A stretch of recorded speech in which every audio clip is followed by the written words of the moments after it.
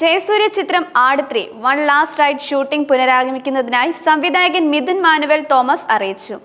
ആട് 3 സീരീസിലെ 3-ാം ഭാഗമാണിത്. ജയസൂര്യയുടെ ഷാജി പാപ്പൻ എന്ന കഥാപാത്രത്തെ മലയാളികൾ നെഞ്ചിലേറ്റിയ ചിത്രമായിരുന്നു ആട്.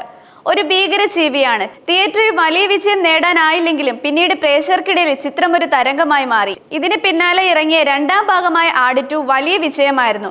3-ാം ഭാഗത്തിനായുള്ള കാത്തിരിപ്പിലായിരുന്നു മലയാള സിനിമാ ലോകം. 2024 മാർച്ചിലായിരുന്നു ആട് 3 വരുമെന്ന ഔദ്യോഗിക പ്രഖ്യാപനം. ഒക്ടോബറിൽ ചിത്രീകരണം ആരംഭിക്കുമെന്നും ആട് 3 വൺ ലാസ്റ്റ് റൈഡ് എന്ന പേരിടുമെന്നും അണിയറ പ്രവർത്തകർ അറിയിച്ചിരുന്നത്. ഈ വർഷം ഫെബ്രുവരിയിൽ പ്രീ പ്രൊഡക്ഷൻ ജോലികളും ആരംഭിച്ചു.